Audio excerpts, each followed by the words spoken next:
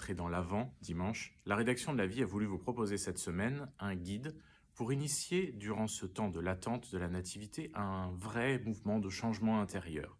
Comment, dans la lignée de la COP26 ou des encycliques Laudato Si et Fratelli Tutti du pape François, changer nos attitudes, changer nos habitudes pour passer de l'hyperconsommation qui marque souvent Noël à davantage de convivialité et de simplicité. C'est tout cela que nous vous proposons de repenser avec des conseils pratiques et des témoignages dans le dossier qui fait la couverture cette semaine. Nous vous proposons également de revenir dans l'actualité à travers un reportage à Marseille sur l'hôpital public qui est aujourd'hui au bord de l'épuisement.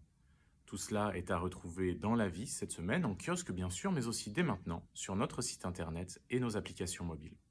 Bonjour, peut-être comme moi, avez-vous parfois bien du mal à prier. Alors voici que s'ouvre le temps de l'Avent qui nous mène vers Noël, un temps particulier de cheminement qui peut être justement celui d'une redécouverte de la prière et de son intensité, et cela à condition de faire une place au Seigneur. Un peu comme les bergers vers la crèche qui ont reconnu Jésus parce que leur cœur justement lui avait déjà fait une place. Alors c'est ce voyage au centre du cœur que propose cette semaine Famille Chrétienne au tout début du temps de l'Avent. Et puis Famille Chrétienne explique aussi longuement à ses lecteurs le sens des changements qui interviennent dès ce dimanche à la messe avec la nouvelle traduction du missel romain dans une très grande fidélité au texte latin. Et puis dans le magazine, 2 pages que l'on peut aussi télécharger d'ailleurs sur notre site internet permettent de suivre la messe dès dimanche avec les principaux changements qui interviennent au cours de la liturgie. Voilà, je vous souhaite à tous, à toutes, une bonne nouvelle année liturgique.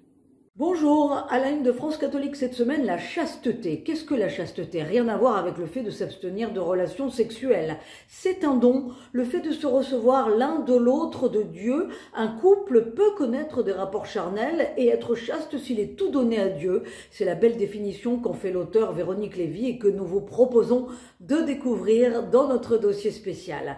Notez qu'on peut être abstinent, mais pas forcément chaste, si l'on est orgueilleux et concupiscent. Dans France Catholique, nous vous proposons de découvrir également les changements apportés à la nouvelle traduction du missel romain. La formule de même nature que le Père disparaît. Elle disparaît pour être remplacée par consubstantiel au Père. Qu'est-ce que ça signifie tout ça? Eh bien, nous vous proposons de le découvrir dans le numéro de France Catholique. Bonne lecture et bonne semaine. Cette semaine, dans Le Pèlerin, à 5 mois du second tour de l'élection présidentielle, nous lançons notre série d'enquêtes sur les priorités des Français. Nous évoquerons notamment la santé, la sécurité, l'éducation, la place des religions.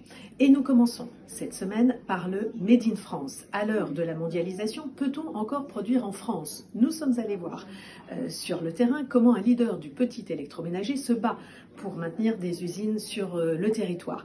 Et nous sommes allés voir comment une start-up a relocalisé de la Chine vers le sud-ouest la fabrication de son produit phare. Et vous verrez que ce n'est pas si simple.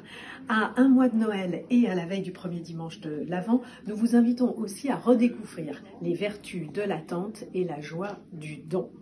Enfin, découvrez cette semaine dans nos pages le prix Pèlerin du témoignage attribué cette année au journal de Célia, un roman graphique qui raconte le quotidien d'une infirmière au temps du Covid. C'est à lire dans le Pèlerin. Après la COP26, ses accords, ses promesses, ses grands principes, Réforme s'est penchée sur les politiques écologistes à l'échelle locale. Nous sommes allés voir du côté de 3 villes, Grenoble, Strasbourg et Poitiers, 3 villes sous mandat vert. Alors que se passe-t-il sur le terrain? Quelle est la marge de manœuvre concrète des maires? Qu'ont-ils mis en place qui soit susceptible de changer la donne véritablement? Force est de constater que chacun est, parfois très vite, confronté à ses limites. Réforme vous raconte tout cela cette semaine. Retrouvez également dans ce numéro un entretien avec l'historien Olivier Grenouillot, spécialiste de la question de l'esclavage. À l'occasion de la sortie de son livre, il revient sur le rôle du christianisme, y compris dans l'avant-garde du combat pour l'abolitionnisme. Je vous invite à découvrir tout cela sur notre site internet, réforme.net et dans nos pages.